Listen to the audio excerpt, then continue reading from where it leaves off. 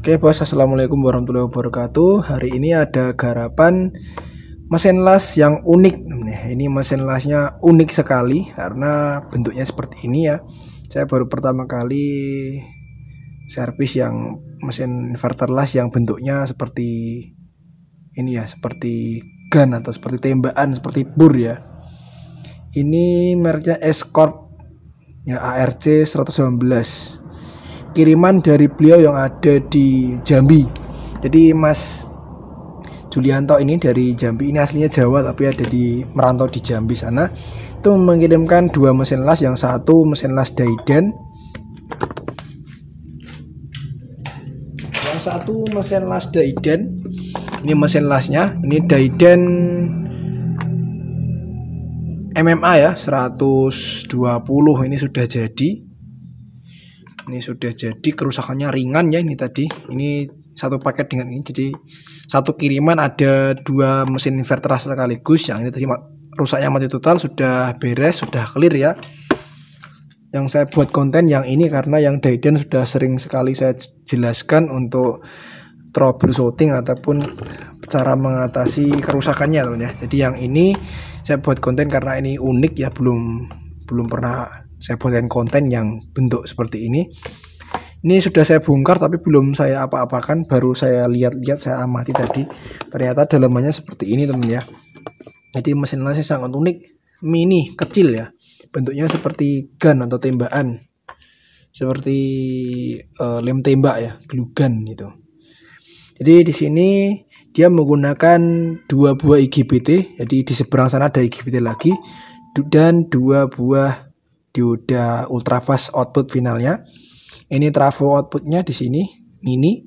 Ini primer power supply dan GDT juga. Ini kipasnya, fan pendinginnya seperti ini, 24 volt 0,2 ampere, dan elko primernya seperti ini teman ya. Dia menggunakan elko primer 820 mikrofarad 400 volt satu biji. Ini adalah groundnya, jadi ini stang las jalur grounding ya. Output groundnya di sini. Ini untuk ke penjepitnya ya, penjepit ke lastok atau elektrodanya. Jadi cukup unik ya seperti ini. Ini seperti mesin bor atau seperti cordless ya. Kita bongkar dulu. Ini rusaknya saya belum tahu ya teman. Rusaknya belum tahu. Jadi dari beliau sih cuma menginfokan tidak bisa dipakai. Jadi nggak bisa dipakai itu dalam arti gimana ya. Jadi saya akan bongkar dulu. Nanti saya akan jelaskan bagian-bagiannya seperti apa ya untuk mesin las yang ini. Export apa ya mereknya tadi, lupa aku. Escort ya, Escort. Jadi di sebelah sini juga ada IGBT lagi. Tuh di sini juga ada IGBT. Nah ini IGBT ada high set dan low setnya, dan ini adalah dioda bridge-nya untuk bagian primer. Untuk PWM sendiri itu kecil mungil ya di dalam sini. Jadi PWM sudah full SMD dan komponennya rata-rata sudah SMD kecuali komponen-komponen yang besar seperti elko, kapasitor Miller output, relay, MOSFET, IGBT dan dioda masih seperti ini ya, karena ya wujudnya memang seperti ini. Ini lampu indikator dan lampu OC ya, temperatur. Untuk potensinya seperti ini, untuk untuk mengatur level arusnya. Dan ini untuk bagian power supply, dia menggunakan IC regulator SD6834 ya, yang sering digunakan mesin las Daiden 6834 atau 6835, yang sering digunakan mesin las Daiden. Juga ini sering juga untuk power supply receiver atau power supply STB ya, receiver parabola atau STB, itu digital STB ya. Seperti ini, kecil mungil ya. Ini sudah jadi mesin las yang cukup lumayan ya untuk ngelas kecil-kecilan ini teman. Ini bagian stang las outputnya seperti ini. Kita akan bongkar dulu dan kita akan ngecek satu persatu nanti bagian BWM seperti apa, apakah ada kendala di BWM. Semoga kerusakannya nggak terlalu parah ya. Jadi cepat selesai dan kita lanjut pekerjaannya karena masih banyak lor ya. Itu masih banyak. Wah, masih banyak. Masih banyak tuh. itu juga masih belum dikirim. Oke, lanjut dulu ya bos, nanti saya jelaskan untuk bagian-bagiannya seperti apa, karena saya juga penasaran dia PWM-nya memakai apa. Tapi saya tadi sempat ngintip ya, PWM-nya sepertinya menggunakan KA3525 versi SMD. Kita tunggu kelanjutannya. Oke bos, sudah saya bongkar ini ya. Jadi seperti ini bentuk fisiknya ya. Ini PCB atas, yang di atas heatsinknya ini PCB bawahnya terdiri dari yang sebelumnya saya jelaskan, ada IGB 2 IGBT low set exit, 2 dioda ultrafast output, dan ini dioda untuk primernya ya. Di sini yang dipakai dia ternyata PWM-nya memakai KA3525 atau SG3525 versi SMD untuk pembangkit PWM-nya, dan untuk op-amp sekaligus feedbacknya dia menggunakan TL084. Ini nanti saya akan cari datasheetnya dan kita akan bandingkan dengan TL071 bandingkan dengan yang LM324 ya, atau LM224 ataupun yang 33074 yang sama-sama ada 14 pin. Ini kan 7 ya, per ininya 7, jadi yang kanan 7 kiri 7, jadi ada 14 pin. Untuk driver masuknya sendiri dia memakai dual driver MOSFET seperti ini. Jadi bentuknya IC seperti ini ya. Ini adalah MOSFET driver yang sudah dikemas atau dibentuk dalam bentuk SMD seperti halnya IC ya. Tapi ini bukan IC, tapi ini adalah dual driver MOSFET. Jadi satu bentuk ini, satu driver ini terdiri dari dua MOSFET N channel dan P channel. Biasanya dipakai 4688 atau 4612 atau 4606 atau 4608 dan sebagainya. Banyak sekali ya serinya, itu cuma berbeda pabrikannya aja. Jadi outputnya dari driver MOSFET ini ada dua, A dan B, dia langsung masuk ke primernya trafo GDT. Ini trafo GDT yang sebelah sini. Trafo GDT yang sebelah sini lur. Iya, yang EE19 banding 30 yang ini untuk PSU, power supply, untuk supply BWM dan juga kipas ya. Ternyata kendalanya itu setelah saya baca kembali WA beliau, kendalanya kadang bisa normal, kadang mati ya. Jadi pertama kali dinyalakan memang benar bisa nyala normal seperti halnya mesin las normal, tapi kadang-kadang juga mati atau tidak bisa dipakai. Saya juga nggak tahu itu yang dimaksud mati itu apakah mati total ataukah hanya tidak keluar output apinya saja. Jadi yang dimaksud itu saya juga belum jelas ya. Beliau mengatakan cuma kadang bisa normal nyala, kadang-kadang mati nggak bisa dipakai lah. Dalam artian mati nggak bisa dipakai itu mati total, nggak nyala sama sekali, ataupun bisa nyala tapi nggak keluar output tegangannya. Itu yang membuat saya kadang-kadang bingung ya, karena penjelasan yang kurang detail. Jadi kalau mungkin ada service seperti ini harus minta penjelasan lebih detail agar tidak salah analisisnya, analisis komponen dan jalur bagian mana yang bermasalah. Jadi karena ini masih ambigu juga ya, katanya kadang normal kadang bisa gitu. Jadi akan saya cek semuanya saja dari mulai primer power supply. Di sini ada seperti biasanya ya, ada relay soft start. Nanti kita cek relaynya apakah bunyi cetik atau tidak, ataupun ada jalur 24 volt yang kadang-kadang connect, kadang-kadang enggak nge-relay ya. Dan juga ini NTC ini kadang-kadang dia gagal start ya gara-gara NTC ini. Tapi di sini dia pakai PTC yang warna hijau. Ini PTC. PTC-nya kecil dan cuma satu biji saja. Ini juga bisa jadi penyebab ya. Dia kadang-kadang mati, kadang-kadang dia bisa start, kadang-kadang enggak.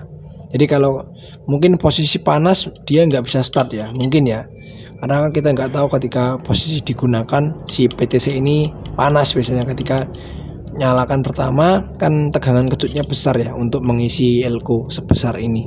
Ini elkonya cukup besar lur, 820 mikrofarad 400 volt. Yang bikin dia besar adalah 820 mikrofarad. Nilai kapasitansinya ini. Jadi yang nyedot arus besar di elko-nya ini ketika pertama kali di start on atau dinyalakan. Jadi biasanya bisa juga disebabkan karena PTC-nya yang bermasalah. Jadi kita akan cek nilai PTC-nya dan kita coba panaskan pakai solder uap apakah nilai PTC-nya normal atau enggak ya. Yang kedua tadi relay. Yang ketiga dari power supply-nya sendiri yang bermasalah mungkin ya. Dari power supply juga bisa, karena power supply di sini dia menggunakan regulator SD6834 atau biasanya bisa diganti pakai 6835. Sering dipakai untuk mesin las Daiden. Ini juga ada ditemui di receiver parabola ya, STB untuk digital TV ya. Dan elko-nya di sini di sekunder ada 1000 mikrofarad 50 volt dan ini 100 mikro pirang volt ini. 50 volt juga. Kita akan ngecek ya jalurnya power supply di sini dia menggunakan berapa sih lor. Jadi saya juga penasaran output dari power supply di sini ya, output sekundernya itu ada 2 dioda. Jadi output dari sekunder trafo switchingnya itu ada 2, cuma ada 2 dioda saja. Bener ya, umumnya ada 2, bahkan ada yang cuma 1 single tegangan ya. Ini pakai 2. Kita urut dulu dia groundnya itu masuk kemana, apakah dia simetris atau enggak, karena tadi sempat saya cek itu tegangan outputnya ini ada yang 10 volt ada yang 16 volt. Yang buat saya bingung yang 16 volt itu bener 16 volt ataukah ngedrop ya.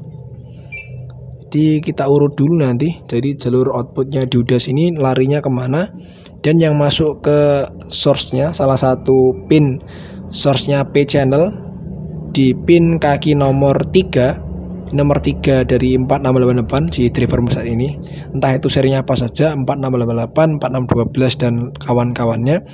Kaki nomor 3 ini adalah pin source-nya untuk jalur P channel, dan pin 1 itu adalah source-nya dari jalur N channel. Jadi nomor 1 ini ke ground karena dia N channel, source-nya ke ground.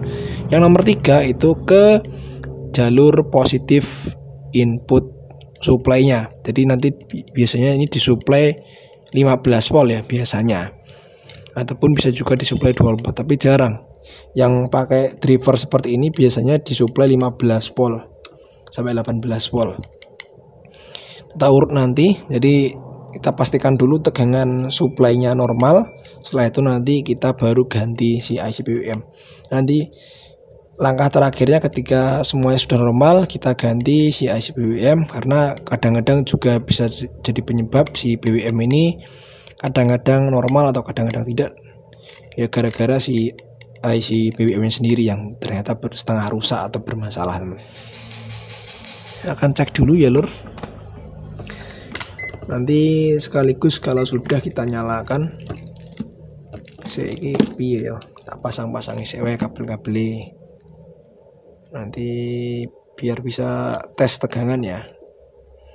Bisa juga ya yang terakhir saya lupa ya, yang terakhir itu bisa juga disebabkan karena termostatnya ini.